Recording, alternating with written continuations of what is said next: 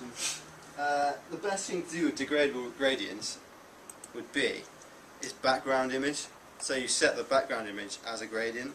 So first of all, you'd set your background image for variety.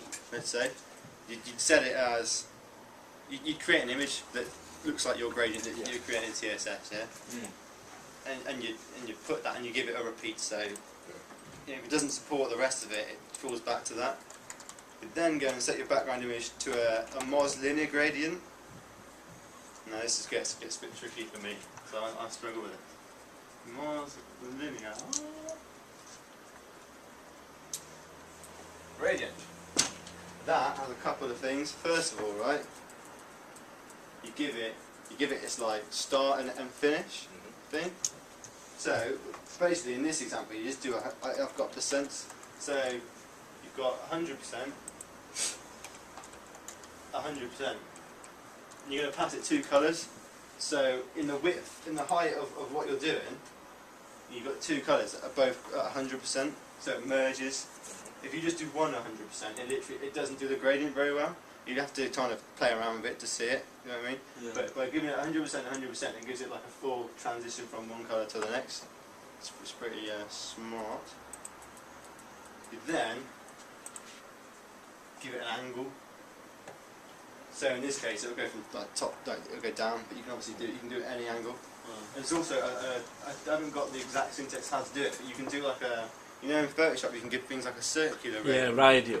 Yeah. You can create that as well. Awesome. Which is really different cool. types of gradients. Yeah. So there's things to that. Can you gradiate more than two colours? Yes. Fucking You can. hell. Yeah. So Rainbow. For example, I think in Firefox you just literally do left to right like that. And then you just chain like green, red, yellow, and it does do that. So it just goes straight across. Which is pretty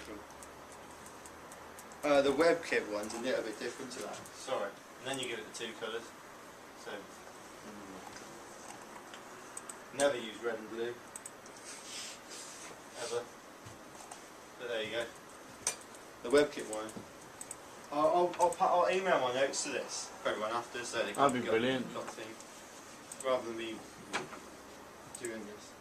Well, if you do it as a wiki page. Yeah, I will do. Yeah. The WebKit gradient is quite similar, but it has a bit different. So you just call it literally WebKit gradient. And then you give it, say, a linear.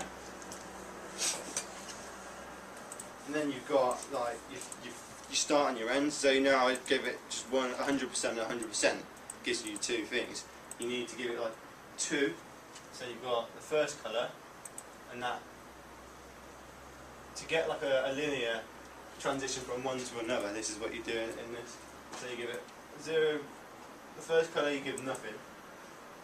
The second colour you give 100%. And 100%.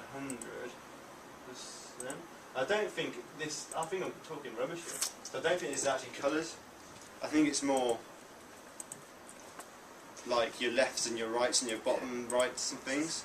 Because is that like say if you were going from left to right, would that be like the percentage of, let's say you had black to grey, for example, would that be like the percentage of how much black where you want the effectively transition? I think it's almost like top and left and then bottom and right almost, you know? Or I'll explain it on my wiki thing a little bit better when I've looked into it more. And then you do like a from, and you put the colour in brackets, and then 2. So you put the colour in brackets there. And that's basically your gradients. But if you put that on a border image, it looks at this border image. If it doesn't understand these, it then falls back to your image. So it's always going to work.